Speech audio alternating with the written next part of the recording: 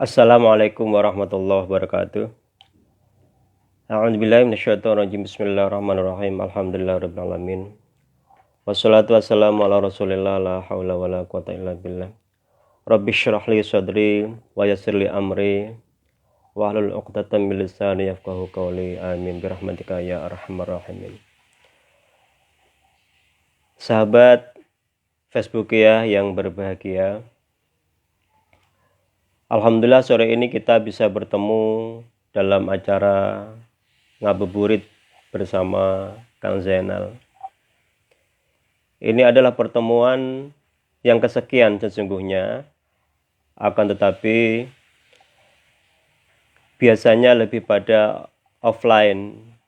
Kita tampilkan hanya melalui audio saya saja. Hal ini karena keterbatasan perangkat yang saya miliki, jadi saya sampaikan permohonan maaf. Insya Allah tanpa mengurangi rasa ta'zim dan hormat saya dalam khidmat saya sebagai abdu minallah, dalam semangat kita watawasau bil haqqi watawasau bis sabr. Pemirsa Facebook ya yang saya hormati, beberapa waktu ke depan kita akan bahas tema ya tentang akhlak. Hadirin, Rasulullah SAW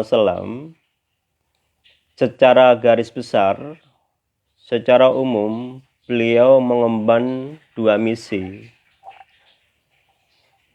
Rasulullah mengemban dua misi. Yang pertama adalah misi tauhid. Bagaimana kita diajarkan oleh Rasulullah untuk senantiasa memiliki komitmen terhadap mengesahkan Allah. La ilaha illallah la syarikalah. Jadi Allah adalah Tuhan kita, tidak ada yang lain dan tidak ada sekutu baginya. Ini wajib, inilah risalah yang utama diemban oleh Rasulullah SAW. Yang kedua, misi yang prioritas yang kedua atau misi terbesar kedua yang diemban oleh Rasulullah adalah misi kemanusiaan, di mana misi kemanusiaan ini terimplementasi dengan akhlak yang ingin dibangun oleh Rasulullah SAW. Rasulullah diutus menjadi seorang utusan itu tidak dimulai dari syariat. Yang pertama itu bagaimana kita mengesahkan Allah. Nah ini yang harus kita sadari sebagai umat muslim. Perlahan-lahan sambil berjalan beliau menyampaikan, mengproklamirkan diri sebagai apa? Sebagai penyampai akhlak, sebagai penyempurna akhlak. Sebagaimana hadisnya, innama bu'istu liutammima makarimal akhlak. Nah, ini dua hal ini yang harus kita pegang. Jadi Rasulullah diutus tidak langsung dengan syariat halal, haram, halal, sunnah, mubah, tidak. Tapi bagaimana membangun karakter ilahiyah. Yang kedua, karakter humanis. Nah, ini humanis akhlak. Nah, hadirin Indonesia ini sesungguhnya adalah negara dengan peradaban yang tinggi. Kita terkenal di dunia ini adalah sebagai masyarakat dengan sifat gotong royong, akhlak yang tinggi. Ini sudah dari zaman dahulu kita ketahui. Hadirin rahimakumullah, sahabat Facebook ya.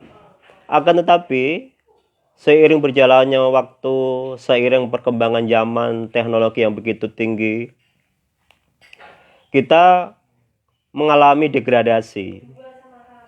Ada dekadensi yang setiap tahun menghantui generasi penerus kita. Apalagi dengan merebaknya media-media yang hari ini luar biasa, Facebook, IG, dan seterusnya. Sehingga hampir sangat tipis informasi yang sifatnya hak dengan informasi yang sifatnya batil, berita bohong, kebencian, dan seterusnya. Seolah-olah kita lupa, hadirin Allah, bahwa nanti di akhirat itu yang utama mengantarkan kita kepada surganya Allah itu tidak hanya semata-mata amaliyah kita atau amaliyah ibadah kita, tapi adalah bagaimana amaliyah akhlakiyah kita yang harus kita bangun, yang harus kita perjuangkan. Kita tentu masih ingat, hadirin Allah, ketika Rasulullah SAW bertanya kepada sahabat, "Wahai para sahabat, tahukah kalian dengan orang yang bangkrut?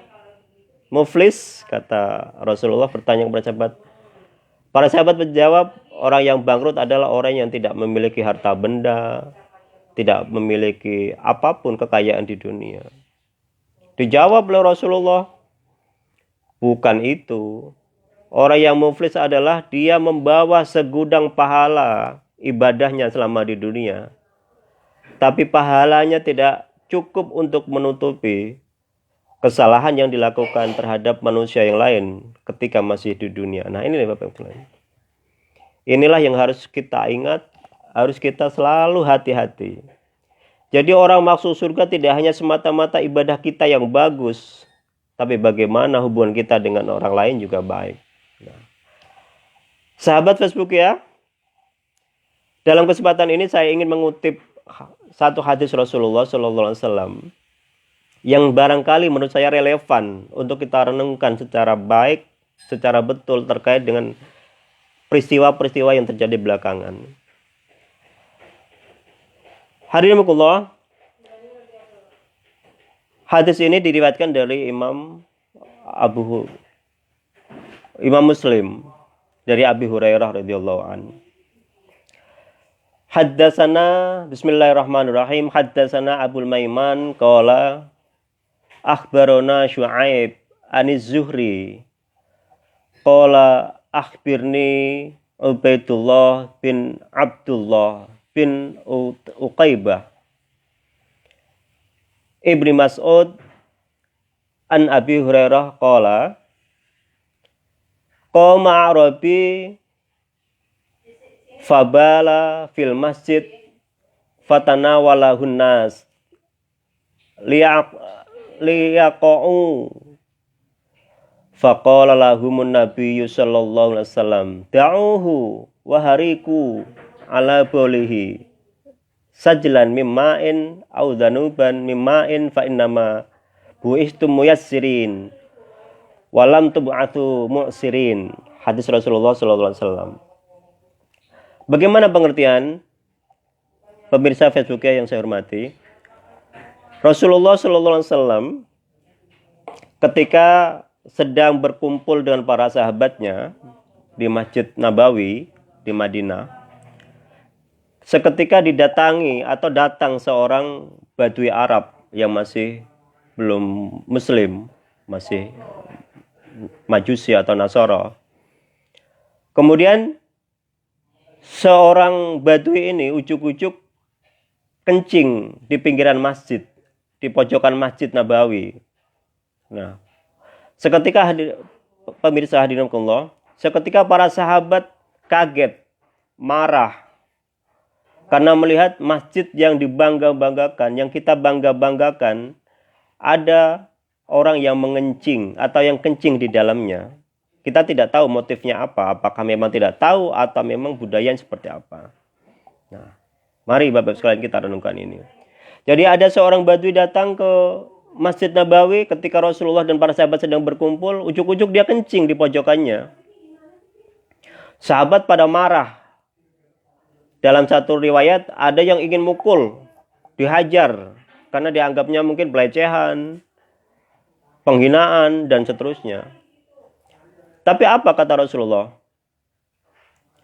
Da'uhu wahariku ala baulihi sajlan mimma'in au dhanuban mimma'in fa innama bu'istum muyassirin walam tub'atsu mu'sirin, kata Rasulullah. Ditahan oleh Rasulullah, jangan. Kata, biarkan dia kencing sampai selesai, kata Rasulullah dalam hadis ini. Kemudian oleh Rasulullah disuruh bekas kencingnya itu disiram dengan satu ember atau dengan 2-3 gayung, kira-kira begitu. Kata Rasulullah menegaskan, fa innama bu'istum muyassirin walam tub'atu mu'sirin. Kata Rasulullah, sesungguhnya kalian diutus untuk memberi kemudahan dan tidak diutus untuk memberi kesulitan. Nah, hadirin Allah, mari kita renungkan bersama, kita hayati. Sudah ada dari zaman Rasulullah perilaku-perilaku yang model hari ini, seperti entah apa karena ketidaktahuan, entah sengaja, entah apa, seperti ingin mancing emosi, oleh umatnya. Nah, Allah, mari kita bayangkan orang kencing di masjid yang paling dihormati seluruh dunia setelah Baitullah.